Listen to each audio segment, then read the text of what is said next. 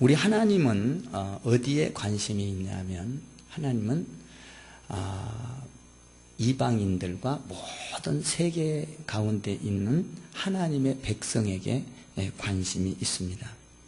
하나님은 자기 백성을 찾기 위해서 열화와 같은 마음을 갖고 계십니다. 하나님께서는 자기 백성을 찾기 위해서 견딜 수 없는 감격과 감동, 그러니까 하나님은 온통 자기 백성을 찾기 위한 것이 하나님의 마음이다라는 것입니다. 탕자가 집을 나갔을 때 그 아버지의 마음은 어떻죠? 그 아들이 돌아오기를 간절히 기다리는 아버지의 마음입니다. 그래서 그 아버지는 잠을 못 잡니다. 그 아들이 돌아오기를 바라고, 그 작은 아들이 나갔을 때 그 아버지는 문을 열어놓고 기다립니다. 왜? 그 아들이 언제 돌아올 건가?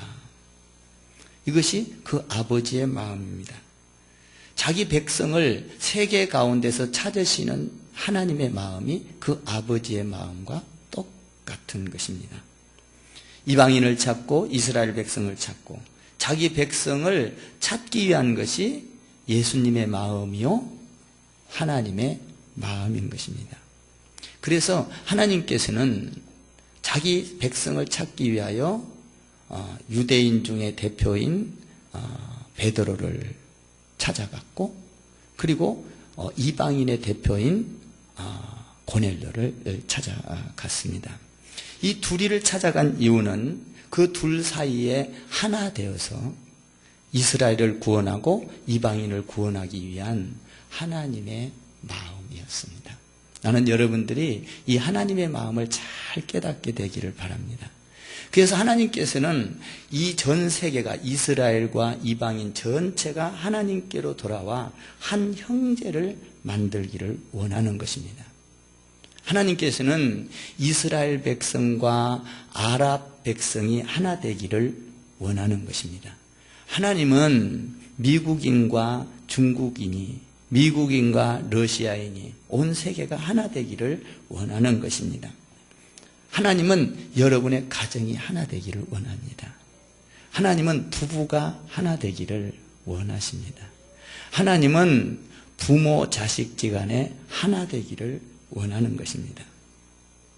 그래서 하나님께서는 이 하나 되기 위하여 유대인 대표인 베드로와 고넬료, 이방인 대표인 고넬료를 만나게 한 것입니다.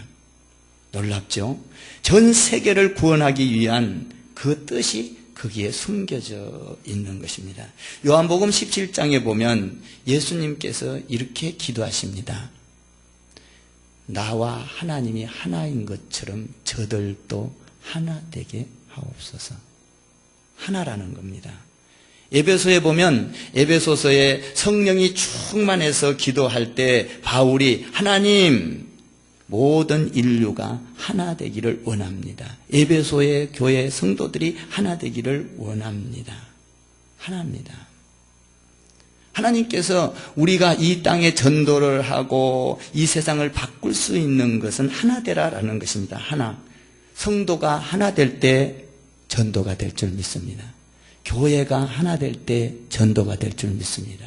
교단이 몇십 개로 짜여져 있는 것이 아니라 하나 될 때 복음이 전거될 줄 믿습니다.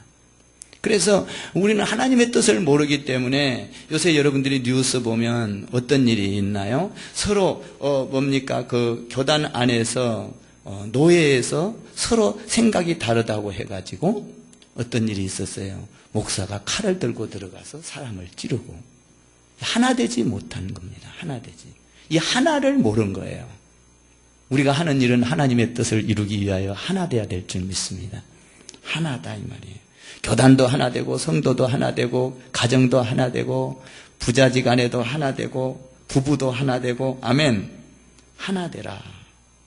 이 하나, 예수 그리스도께서 십자가를 지어준 이유는 그리스도 안에서 하나 되라라는 겁니다. 이것이 하나님의 소망이요, 하나님의 열망이요, 예수님의 마음인 것입니다.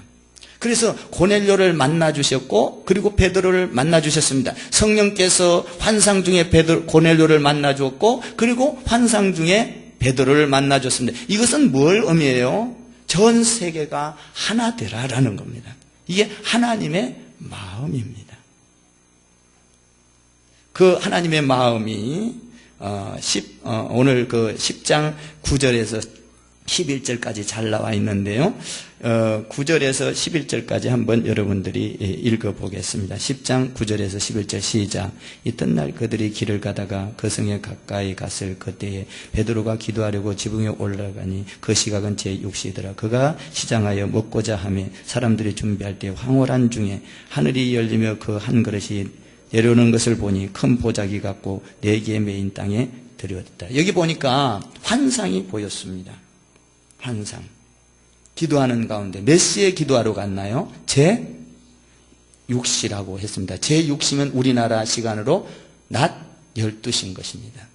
6시간 차이 나니까 낮 12시면 우리가 보통 보면 점심시간입니다.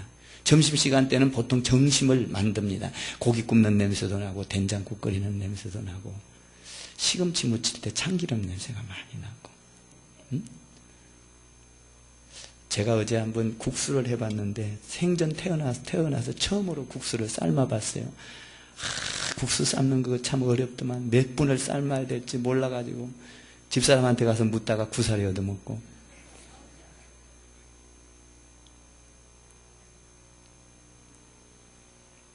왜 자꾸 묻냐 이거예요. 그냥 하지. 말하기 힘든데 어떻게 할 줄을 모르니까 물을 수밖에 없어요. 점심시간에 밥을 했다 이 말이에요. 국수 삶는 냄새도 구수하던데요. 보니까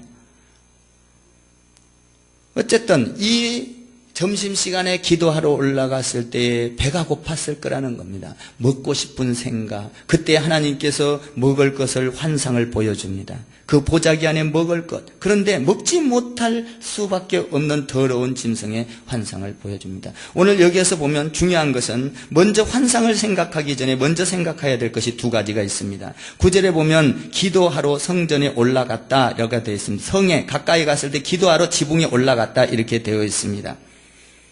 기도하러 하나님은 기도하는 사람을 만나주십니다. 아멘. 다른 사람 만나주는 게 아니에요.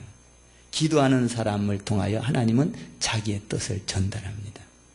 우리가 일주일 동안 계속 기도에 대해서 했는데 오늘도 여기 기도입니다.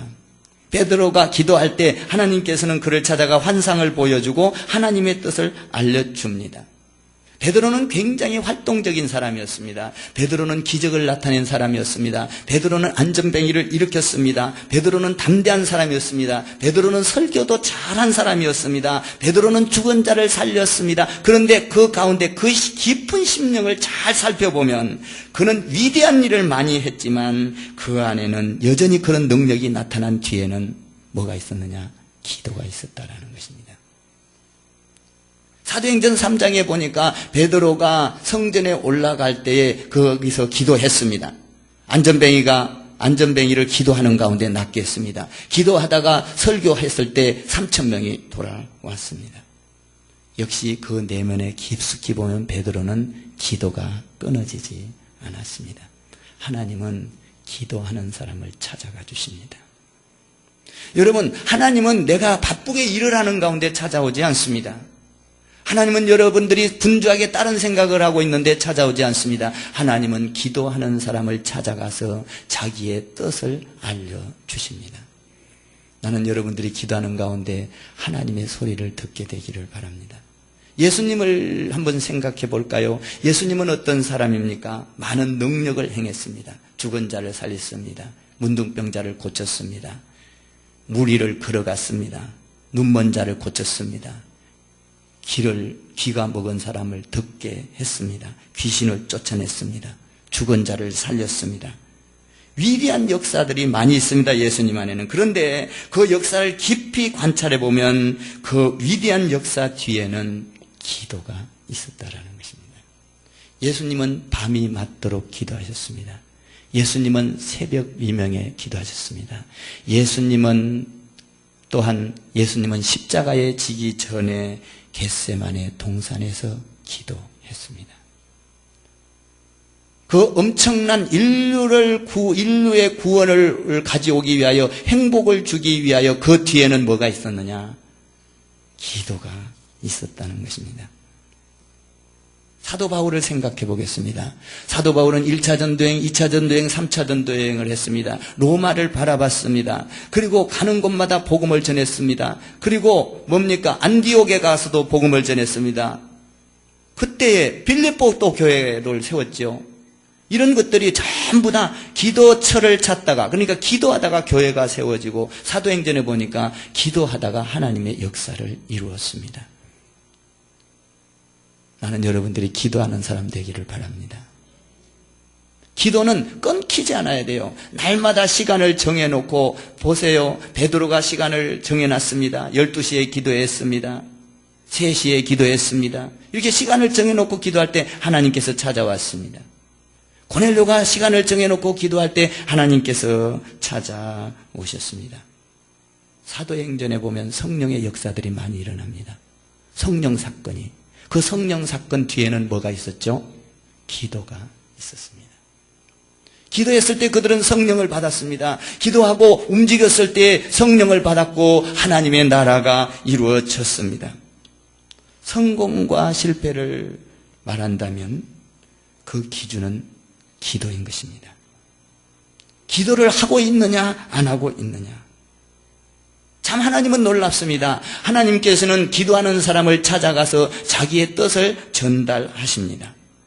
기도하는 사람이 되기를 주님의 이름으로 축원합니다. 기도하고 있을 때 하나님께서는 자기의 음성을 들려준다라는 것입니다. 그리고 우리가 환상을 생각하기 전에 두 번째로 생각해야 될 것은, 하나님께서는 기도하고 있을 때 자기 시간에 맞춰서 응답하신다라는 것입니다. 하나님의 생각은, 여러분, 하나님의 시간과 우리의 시간이 따로 있습니다. 우리는 기도할 때 우리의 시간에 맞춰서 응답해달라는 것입니다. 그런데 하나님께서는 자기의 시간을 재고 계십니다. 그런데 중요한 것은 하나님께서 자기의 시간을 재고 있느냐 안 재고 있느냐를 살피기 전에 먼저 중요한 것은 내가 기도하고 있느냐라는 것입니다. 기도하고 있느냐. 나는 여러분들이 기도하는 시간이 주님 안에서 강물처럼 흐르기를 바라는 것입니다. 하나님은 기도하고 있는 자에게 하나님의 시간에 맞춰서 적절한 때에 나타나 주신다는 것입니다. 적절한 때, 하나님의 때에 맞춰주신다라는 것이죠. 우리 예수님께서 이 세상에 오실 때 아무 때나 오시지 않았습니다. 우리 예수님이 이 땅에 오실 때는 때가 참에 이렇게 되어 있습니다. 때가 참에. 이 때라는 건 우리의 때예요? 하나님의 때예요? 하나님의 때인 것입니다. 땅의 시간이 아니라 하늘의 시간을 말하고 있는 것입니다. 때가 참에. 하나님은 자기의 때를, 자기의 시간을 재고 있습니다. 그래서 구약의 예언자들이 그 예언의 성취가 다 이루어졌을 때 때가 되매 하나님께서는 자기 아들 예수 그리스도를 이 땅에 보내주신 줄 믿습니다.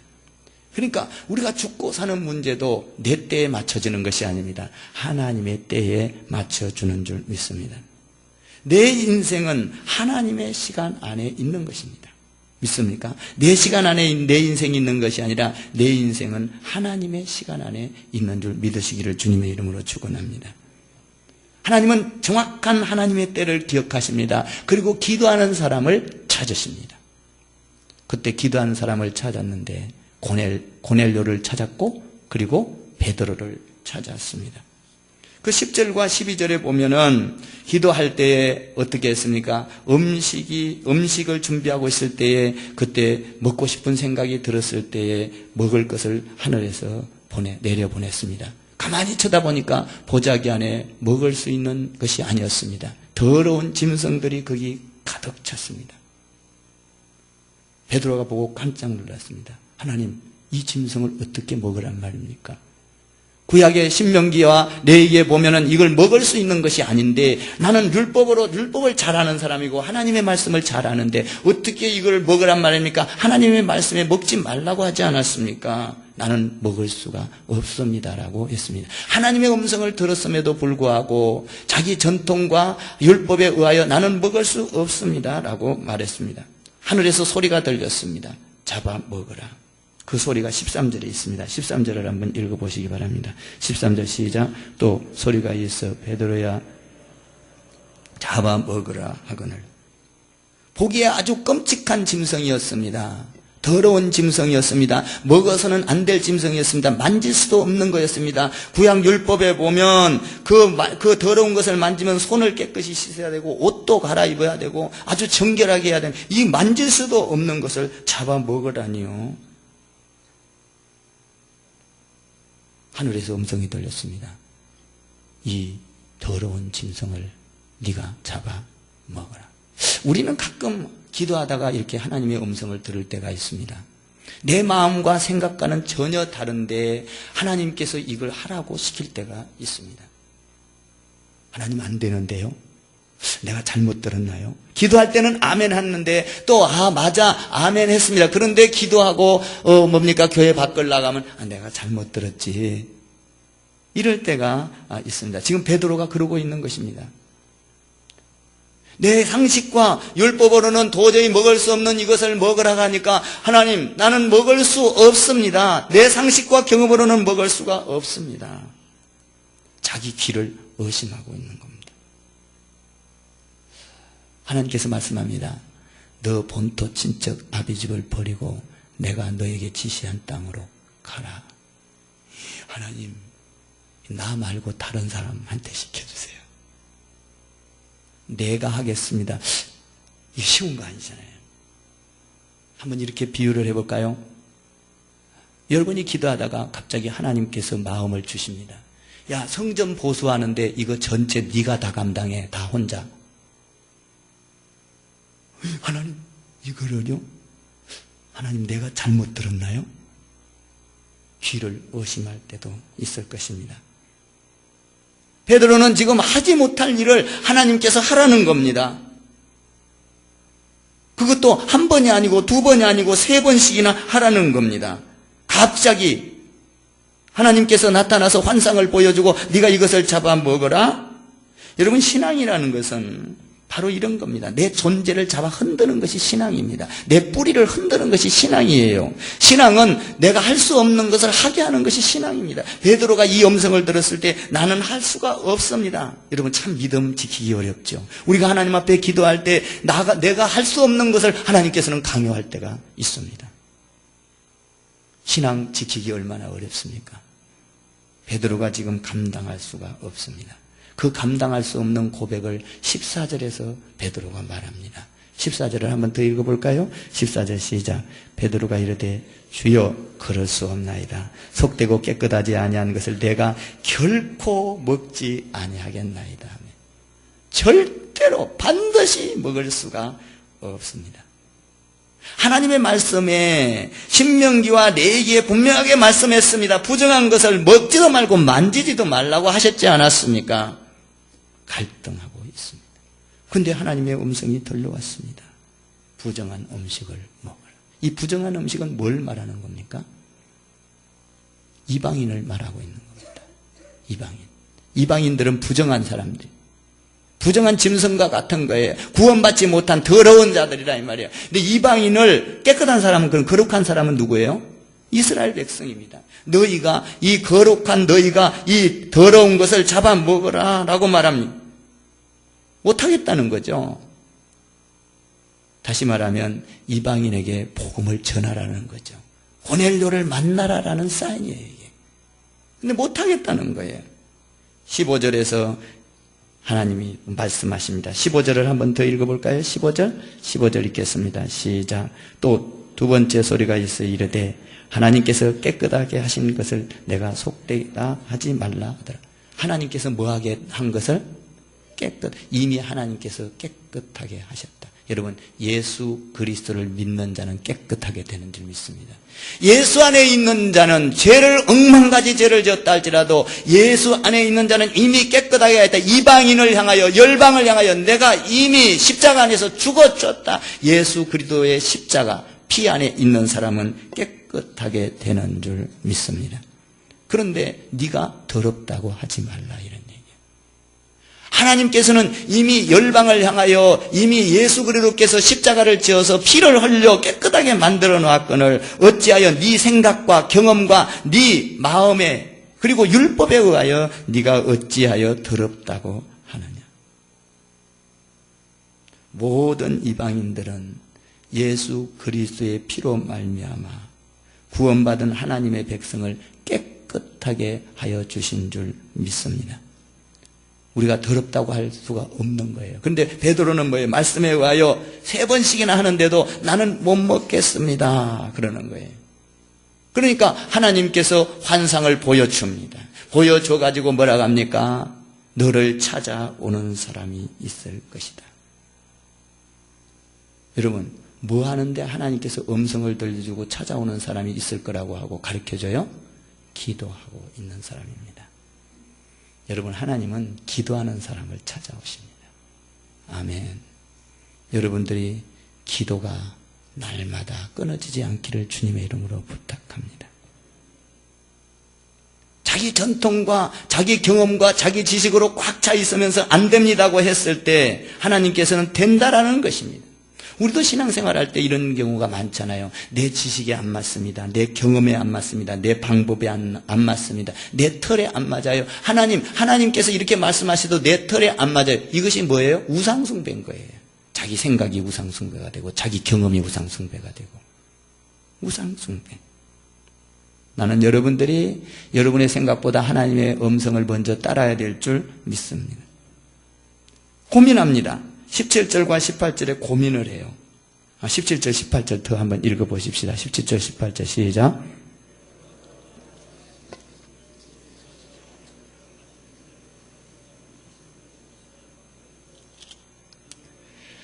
불러묻되 베드로라는 시몬이 여기 유숙하느냐 하거늘. 여기 보니까 의아해 했다라는 것입니다.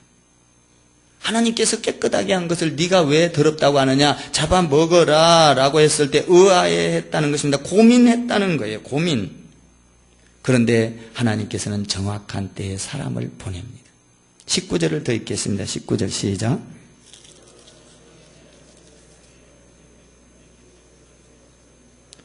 두 사람이 너를 찾으니. 여러분, 신앙이라는 것은 이런 거예요. 우리가 하나님 앞에 신앙은 잘 될 수도 있고 안 될 수도 있습니다. 그런데 신앙을 생활을 해보면은 어떤 일이 잘 될 수도 있고 안 될 수도 있어요. 그런데 오늘 여기 보면 굉장히 신앙 생활하는데 어떤 흥분이 있습니다. 찾아왔다라는 거예요. 찾아왔다. 나는 여러분들이 기도하다가 이런 와서 찾아와서 문을 두드리는 역사가 있게 되기를 바랍니다. 여러분들이 기도하면 전도하라 가서 문을 두드리는 역사가 있어야 돼요. 이게 살아있는 신앙이에요. 살아있는 신앙은 하나님의 음성을 듣는 거예요. 죽어있는 신앙은 뭐예요? 가서 문도 두드리지도 않고 하나님의 말씀을 들어도 흥분도 되지도 않고 감동도 되지도 않고 오늘이나 내일이나 영원토록 동일해버려 그냥. 죽어있는 신앙은. 교회 나와도 동일, 교회 밖에 나와도 동일. 여러분, 근데 살아있는 신앙은 뭐예요? 교회 와서 말씀을 들으면 감동이 있습니다. 흥분이 있습니다. 감격이 있습니다. 충동이 있습니다. 오늘 여기 보니까 와서 두드린다는 겁니다. 가장 중요한 시간에 여러분들이 기도할 때 성령님이 여러분에게 찾아와서 두드릴 수 있기를 주님의 이름으로 축원합니다. 여기 보면 이 두드릴 때, 두드려서 찾아왔을 때 20절에 보면 놀랍습니다. 20절을 한번 더 읽어봐요. 20절 시작. 일어나 내려가 의심하지 말고 함께 가라라고 말합니다. 하나님이 지금 직접 말씀하십니다. 누구한테 직접 말해요? 기도하는 사람에게 직접 말합니다. 저를 한번 따라해서 하나님은 기도하는 사람을 찾아오셔서 직접 말씀하십니다. 얼마나 좋겠어요? 어떤 사람은 이렇게 말합니다. 목사님 기도하면 이렇게 직접 말해주면 좋겠는데 어떻게 나한테는 말을 안 하죠? 왜 나한테는 이렇게 직접 말씀 안 하십니까? 기도해도 왜 이렇게 말씀을 안 하십니까? 직접 이렇게 말씀하신 걸 보면 직접 말씀하실 수 있는데 왜 우리에게는 이렇게 말씀을 안 합니까? 나도 듣고 싶은데 왜 안 들리죠? 네? 기도를 안 하니까 안 들리는 겁니다. 목사님 기도했는데요. 여러분 베드로처럼 기도했습니까? 고넬료처럼 기도했습니까? 제 시간을 정해놓고 날마다 무릎 꿇고 기도했습니까? 무릎에 쥐가 날 만큼 기도했습니까? 무릎이 다 달아 빠질 만큼 야곱처럼 기도했습니까? 엘리야처럼 기도했습니까? 여러분 엘리야처럼 오늘 고넬료처럼 베드로처럼 기도한 자에게는 하나님이 찾아와 말씀하신다는 겁니다. 간절함으로 하나님 앞에 내 마음을 다하여 날마다 끊어지지 아니하고 엎드려 무릎을 꿇고 기도할 때, 계속 기도할 때, 시간을 정해놓고 기도할 때, 나의 삶의 현장에서 기도가 강물처럼 흘러갈 때 하나님은 그 사람을 집중하고 보고 계십니다. 그래서 하나님의 때 시간이 되면 그를 찾아와 말씀하시는 것입니다. 이분이 하나님입니다. 여러분 아브라함을 아십니까? 아브라함은 창세기 12장에서부터 22장 보면 25년 동안 하나님께서 훈련시킵니다. 그런데 25년 동안 몇 번이나 만나 주십니까? 25년 동안 날마다, 날이면 날마다, 시간이면 시간마다 다 만나 주십니까? 그렇지 않았습니다. 아브라함에게는 만나 줄 때 10년이 걸려서 한 번 만나 줄 때도 있었습니다. 우리는 어때요? 반짝 기도 한 번 하고 하나님 왜 나 안 만나 주십니까? 왜 말씀하지 않습니까? 달라요. 어쩌면 여러분들이 기도할 때 5년 동안 기도할 때 한 번 나타날지도 모르겠습니다. 아니 1년 동안 기도할 때 한 번 나타날지도 모르겠습니다. 하나님께서 나타나서 말씀하시면 여러분의 인생은 달라지는 것입니다. 어떤 때 끊임없이 기도할 때, 여러분 시간을 정해놓고 기도할 때, 여러분 정한 시간에 하나님 앞에 나와서 날마다 하나님 앞에 무릎 꿇고 기도할 때 하나님은 그 사람을 찾아가서 말씀하신다라는 것입니다. 여러분의 이성과 상식과 경험을 버리고 하나님을 전적으로 의지할 때 하나님은 찾아와서 말씀하십니다. 여러분 우리가 살다 보면 어려운 일이 많습니다. 누구나 다 있습니다. 여러분에게도 어려운 일이 있고 저에게도 어려운 일이 있습니다. 어떤 일을 만날 때 불가능한 일들이 있습니다. 여러분 우리 모두에게는 문제가 다 있습니다. 어려운 일이 있어요. 고민이 있어요. 쫄병에게도 고민이 있고 장군에게도 고민이 있습니다. 부자인 사람에게도 고민이 있고 가난한 사람에게도 고민이 있습니다. 여자에게도 고민이 있고 남자에게도 고민이 있습니다. 많이 배운 사람도 고민이 있고 많이 배우지 못한 사람도 고민이 있습니다. 그런데 우리는 이 고민이 중요하냐 안 중요하냐 이게 중요한 것이 아닙니다. 내가 어떤 일을 놓고 이게 중요하냐 안 중요하냐, 나는 여러분들이 기도하는 사람 되기를 바랍니다. 기도하는 사람은 염려하지 않습니다. 하나님의 뜻 안에서 내 일이 중요하냐 안 중요하냐 이게 아니라 내가 지금 접하고 있는 것이 하나님의 뜻이냐 아니냐를 여러분들이 봐야 되는 것입니다. 기도하는 사람은 여러분 이 일이 됐냐 잘 됐냐 못 됐냐 이게 중요한 게 아니라, 기도하는 사람은 이 일이 잘 됐든 못 됐든 하나님의 뜻이냐 하나님의 뜻이 아니냐를 분별하게 되는 것입니다. 나는 여러분들이 기도하다가 잘 됐느냐 못 됐느냐가 문제가 아니라 하나님의 뜻이냐 하나님의 뜻이 아니냐를 분별할 수 있기를 주님의 이름으로 축원합니다. 만약에 우리가 기도하다가 하나님의 뜻이 아니라면 우리에게 응답이 안 되는 것이 축복일 수 있습니다. 아멘 하세요. 내가 열심히 기도했는데 하나님께서 응답을 하지 않는다면 그것은 하나님의 뜻입니다. 만약에 하나님의 뜻이 아니라면 우리에게 응답하지 않을 거예요. 그런데 않는다고 축복이 아닌 것이 아닙니다. 만약에 우리에게 응답을 안 한다 할지라도 그것이 하나님의 뜻이라면, 여러분 우리는 기도할 때 기도한 것이 될 수도 있고 안 될 수도 있습니다. 그러나 중요한 것은 내가 하나님 안에서 그것을 갖고 기도하고 있느냐라는 것입니다. 기도하는 사람을 하나님은 찾아와 주십니다. 그리고 기도할 때 그 하나님의 음성을 듣고 하나님께서 찾아와서 말씀하신 것에 순종한다면 성공이냐 실패냐가 중요한 것이 아니라 성공도 주를 위한 것이요 실패도 주를 위한 것이요. 아멘. 기도하는 사람은 성공과 실패를 초월합니다. 기도하는 사람은 죽음과 삶을 초월합니다. 기도하는 사람은 건강과 아픔을 초월합니다. 이것이 신앙인 것입니다. 나는 여러분들이 기도하다가 하나님을 만날 수 있기를 바랍니다. 누구에게 찾아오신다고요? 하나님은 기도하는 자에게. 베드로도 기도할 때 찾아왔습니다. 고넬료도 기도할 때 찾아왔습니다. 엘리야도 기도할 때 찾아왔습니다. 다니엘도 기도할 때 찾아왔습니다. 아브라함도 기도 생활할 때 찾아왔습니다. 예수님도 기도할 때 하나님이 찾아왔습니다. 기도라는 건 이렇게 중요한 것입니다. 사랑하는 성도 여러분, 기도는 반짝하는 것이 아닙니다. 내 일생에 기도는, 밥은 안 먹어도 기도는 해야 됩니다. 아멘. 정해놓은 시간에 기도한다면 하나님께서 여러분을 보고 계시다가 찾아오십니다. 찾아와서 여러분의 형편을 묻습니다. 이 기도한 사람의 특징이에요. 나타나는 거예요. 저도 내 삶 가운데 기도가 끊어지지 않습니다. 늘 기도를 연결합니다. 나는 여러분들이 기도하다가 하나님이 찾아와서 하나님의 계획을 말씀하는, 할렐루야, 하나님의 뜻을 말하는, 그 누구한테 말하겠어요? 일하고 있는 사람한테 가지 않아요. 하나님의 놀라운 계획을 이방인과 열방과 이스라엘 백성이 하나 되게 하는 이 엄청난 하나님의 프로젝트 계획을 누구한테 찾아갔어요? 기도한 사람에게 찾아갔어요. 베드로에게 찾아갔어요. 고넬료에게 찾아갔어요. 놀랍죠? 세계를 구원하는 그 계획을 하나님은 누구한테 찾아갔다고요? 기도하는 사람에게 찾아갔어요.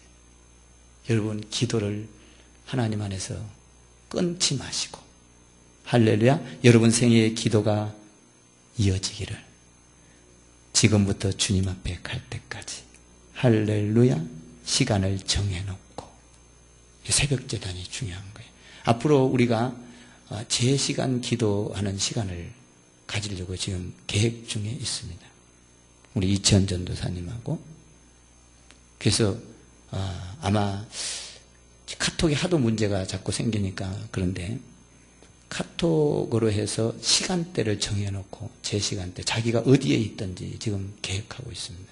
온 성도가 시간대로 딱 정해놓고 기도할 겁니다. 기적이 일어날 줄 믿습니다. 그리고 제 시간대 기도할 때 다니엘이 그랬던 것처럼 차를 가다가 그 시간대는 멈추고 성전을 향하여 바라보고 기도하고, 온 성도가 그런다면 우리에게 하나님은 말씀하실 것입니다.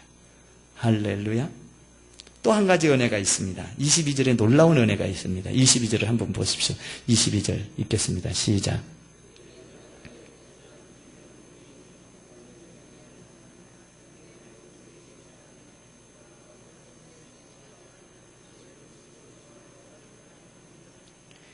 여기 보면 그들이 대답하되 백부장 고넬료는 뭐라고 그래요? 의인이요. 백부장 고넬료는 뭐라고 그래요? 또 의인이요, 하나님을 경외하는 사람이요, 유대 족속 중에서 칭찬을 받는 사람이요, 천사의 지시를 받는 사람이요.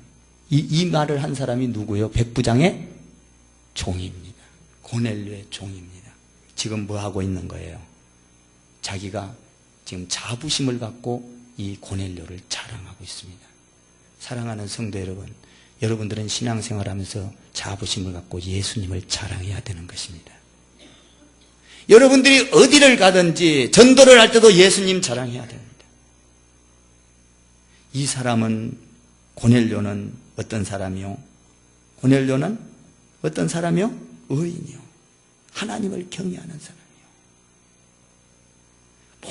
모든 이스라엘 백성들로부터 칭찬을 받는 사람이요. 막 이 고넬료를 자랑하는 데 지금 바쁩니다. 그럴 때 뭔 말이에요? 이거 자랑하면서 베드로요, 지금 이 고넬료 집으로 가야 합니다라는 거예요. 사랑하는 성도 여러분, 여러분들이 신앙생활할 때 예수님을 자랑해야 됩니다. 교회를 자랑해야 됩니다. 성도들을 자랑해야 됩니다. 목사님을 자랑해야 하는 것입니다. 그때 이스라엘 왜 이방인들이 돌아오듯이 베드로가 고넬료 집을 가듯이 돌아오는 거예요. 자랑하는 여러분 되기를 바랍니다.